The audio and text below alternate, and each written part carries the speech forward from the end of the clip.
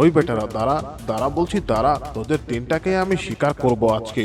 ভালো এটাই হবে, তোরা দাঁড়িয়ে যা, পালিয়ে বেশি দূর বাঁচতে পারবি না আমার হাত থেকে। মনে রাখিস, আমি কখনোই তোদেরকে ছেড়ে দেব না। আরো জোরে দৌড়াও, আরো জোরে দৌড়াও বন্ধুরা, বাঘ আমাদের ঠিক পেছনেই আছে, তা না হলে বাঘ আমাদেরকে শিকার করে ফেলবে। আরো জোরে দৌড়াও বন্ধুরা।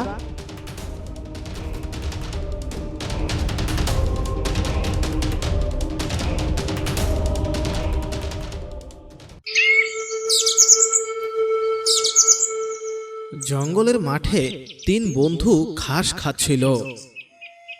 ওদের মধ্যে একটি ছিল গরু, একটি ছিল ছাগল, আর আরেকটি ছিল হরিণ।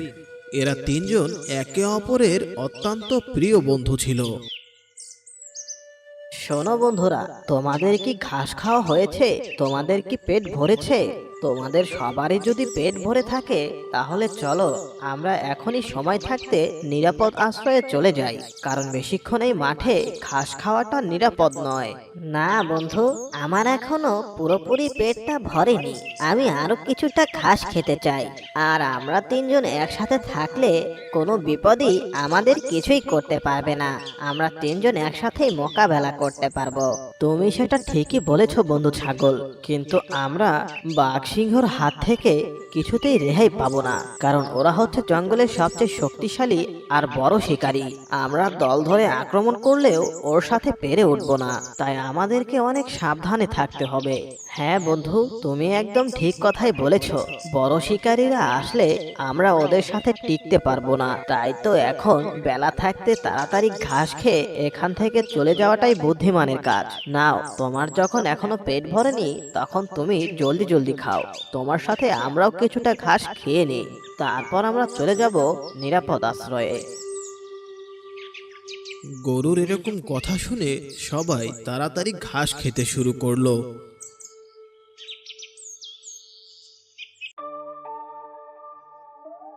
ওই জঙ্গলে বাস করত একটি দুষ্টু শেয়াল। শেয়ালটি সবসময় বড় বড় শিকার করতে চাইতো, কারণ ওর আর মুরগি চুরি করে খেতে ভালো লাগতো না। কতই না ভালো হতো যদি একটা ছাগল অথবা হরিণ শিকার করতে পারতাম, তাহলে মজা করে বসে বসে পায়ের ওপরে পা তুলে 5-7 দিন খেতে পারতাম। শুধু ভাবলে চলবে না, বুদ্ধি খাটিয়ে শিকার করতে হবে। জঙ্গলের মাঠটা থেকে ঘুরে আসি, দেখি কোনো শিকার কপালে জোটে কিনা, আর ওদেরকে বোকা বানাতে পারি কিনা। এই বলে শিয়াল যেতে লাগলো জঙ্গলের মাঠের দিকে। শেয়াল এক পর্যায়ে জঙ্গলের মাঠে গিয়ে একটি গাছের পেছনে লুকিয়ে পড়ল। শেয়াল দেখলো মাঠে একটি গরু, একটি ছাগল আর একটি হরিণ ঘাস খাচ্ছে একত্রে। আরে বাহ, এখানে তো দেখছি তিনটি প্রাণী একসাথে ঘাস খাচ্ছে। ওদের সামনে গিয়ে একটু ভয় দেখিয়ে ওদেরকে শিকার করতে চাই, তাহলে তো নিশ্চয়ই কোনো দুজন আগে পালিয়ে যাবে, তারপর শেষে যে থাকবে ওকে শিকার করে ফেলবো, আর ওকে নিয়ে যাব আমার ডেরায়, তারপর মজা করে সপ্তাহখানেক ওর মাংস খাবো। এরকমটা ভেবে শেয়াল ওদের সামনে গেল। তারপর শেয়াল বলতে লাগলো, এই বেটারা, যে যার মতো এখন পালা বলছি, তা না হলে কিন্তু তোদের সবাইকে আমি একসাথে শিকার করে ফেলবো। তোদের দুজনকে আমি বাঁচার সুযোগ দিচ্ছি, যে দুজন আগে পালিয়ে যেতে পারবি ওই দুইজনই আমার হাত থেকে বেঁচে যাবি। আহা শেয়াল, তোমাকে কষ্ট করতে হবে না, তুমি নিজেই বলো তুমি কাকে শিকার করতে চাও, সে নিজে থেকেই তোমার শিকার হয়ে যাবে। তুমি কেন কষ্ট করে আমাদেরকে শিকার করতে যাবে শেয়াল? আরে এদের আবার কি হলো? এরা আবার নিজে থেকে শিকার হতে চাইছে কেন? আমাকে কি ওরা বোকা বানাচ্ছে নাকি? তবে যাই হোক, আমাকে বোকা হলে চলবে না। শোন তোরা, আমি এই হরিণটাকে শিকার করতে চাই, ও যদি নিজে থেকে আমার শিকার হয়ে যায় তাহলে আমি তোদের দুজনকে ছেড়ে দেব।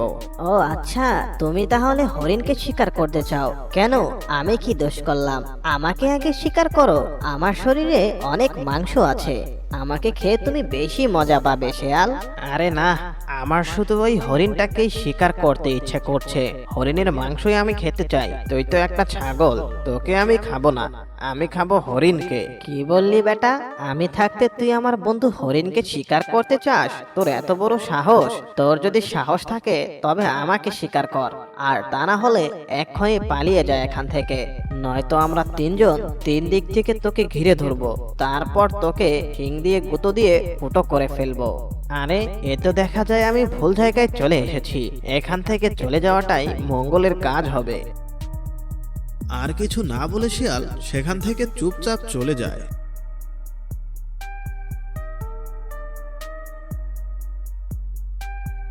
বেটা দুষ্টু শিয়াল, ও এসেছিল কিনা আমাদেরকে ভয় দেখিয়ে শিকার করতে। ওর চালাকির ফাঁদে ওকেই ফেলেছি। এবার হয়েছে শিয়ালের উচিত শিক্ষা। এই বলে গরু, ছাগল আর হরিণ পুনরায় ঘাস খেতে লাগলো ওই মাঠে।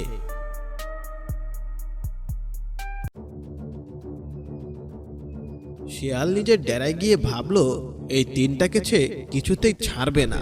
ওদেরকে শিকার করার ফোন দিয়ে আটতে লাগলো শিয়াল। না, ওই তিন বন্ধুকে কিছুতেই ছেড়ে দেওয়া যাবে না। ওদেরকে উচিত শিক্ষা দিতে হবে। আমাকে এখন বাঘমামার কাছে যেতে হবে। বাঘমামাই একমাত্র ওদেরকে শিকার করতে পারবে। বাঘমামা যদি ওদেরকে শিকার করে তাহলে তো কিছুটা ভাগ আমি নিশ্চয়ই পাবো। ওতেই আমার পেট ভরে যাবে। এই বলে শিয়াল যেতে লাগলো বাঘের কাছে। শিয়াল এক পর্যায়ে বাঘের গুহায় পৌঁছে যায়। কিরে শিয়াল, অনেকদিন পর তুই আমার কাছে? তা কোনো শিকারের খোঁজ নিয়ে এসেছিস নিশ্চয়ই। তা না হলে তো তুই আমার কাছে কোনোদিনও আসিস না। একদম ঠিক বলেছ বাঘমামা, আমি শিকারের খোঁজ নিয়েই এসেছি। কিন্তু এবার একটা নয়, একসাথে তিনটা শিকারের খোঁজ নিয়ে এসেছি। তুমি যদি ওদেরকে শিকার করতে পারো তাহলে 1 মাস বসে বসে খেতে পারবে। বলিস কি ভাগ্নে, এ তো অনেক খুশির খবর। আমি যদি ওদেরকে শিকার করতে পারি তাহলে তোকেও আমি পেট ভরে খেতে দেব। আর দেরি না করে এখনই আমাকে ওদের কাছে নিয়ে চল। তাহলে ঠিক আছে মামা, আমার সাথে চলো, আমি তোমাকে ওদের ওখানে নিয়ে যাচ্ছি। এই বলে শিয়াল বাঘকে নিয়ে যেতে লাগলো জঙ্গলের মাঠের দিকে। জঙ্গলের মাঠে গিয়ে বাঘ আর শিয়াল গাছের আড়াল থেকে দেখলো গরু, হরিণ আর ছাগল এখনো ওই মাঠে ঘাস খাচ্ছিল। আরে ওই তো তিনটা শিকার। ওদেরকে এখনই আচমকা গিয়ে হামলা করতে হবে। তুই এখানেই দাঁড়া ভাগ্নে শিয়াল, আমি ওদেরকে গিয়ে শিকার করে নিই আগে।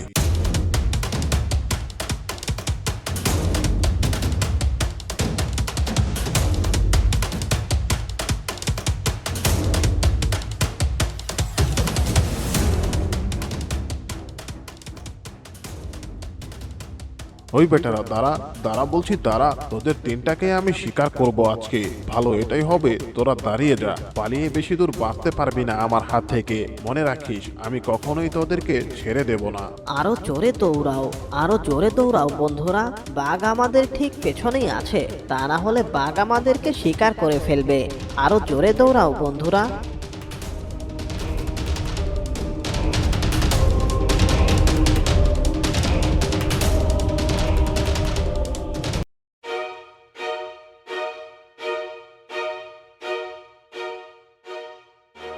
বন্ধু, এখানে তো দেখছি একটা নদী, আর নদী পার হওয়ার জন্য কোনো উপায় নেই। উপায় শুধু এই ফাঁদটা, কিন্তু এই ফাঁদের উপর পা দিলেই তো আমরা মারা যাব। কিভাবে এখন নদী পার হব? বাঘটা তো ঠিক আমাদের পেছনেই আছে। এই সুযোগ বন্ধুদের জন্য কিছু একটা করে যাওয়া, এই সুযোগটা আমি হাতছাড়া করতে চাই না। এই কথা বলে গরু দিল এক লাফ ওই ফাঁদের উপরে।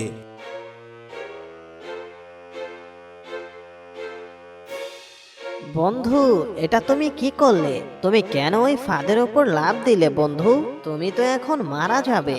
বন্ধুদের জন্য জীবন দিতে পেরে আমার অনেক ভালো লাগছে বন্ধুরা। তোমাদেরকে বন্ধুত্বের দোহাই, তোমরা আমার উপর দিয়ে লাফ দিয়ে এই নদীটা পার হয়ে যাও। তারপর তোমরা নদীর ওপারে সুখে শান্তিতে থেকো। নদীর ওপারে কোনো বাঘ সিংহ নেই। তোমরা নিজেরা অনেক সুখে থাকতে পারবে বন্ধুরা।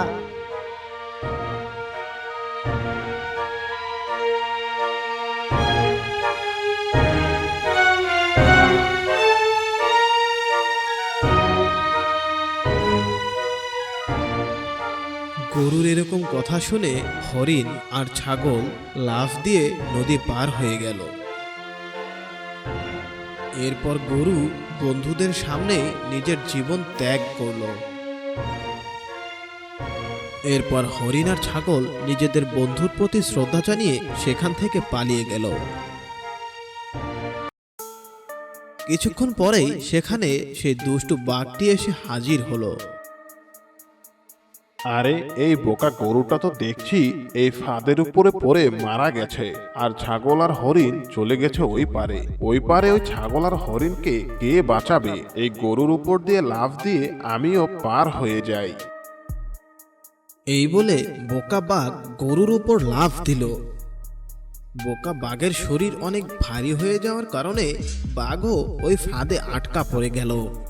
এরপর বাঘ সেখানেই মারা গেল। এভাবেই গরু বন্ধু তার দুই বন্ধু হরিণ আর ছাগলকে বাঘের হাত থেকে রক্ষা করলো নিজের জীবন দিয়ে।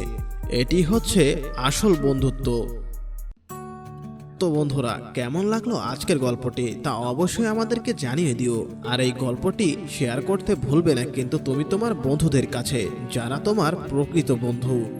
আর এখনো যারা আমাদের চ্যানেলটিতে সাবস্ক্রাইব করনি তারা অবশ্যই আমাদের চ্যানেলটিতে সাবস্ক্রাইব করে পাশে থাকা বেল বাটনটি অন করে দিও। তো দেখা হচ্ছে পরবর্তী ভিডিওতে। ততক্ষণ পর্যন্ত তোমরা সবাই ভালো থাকো, সুস্থ থাকো।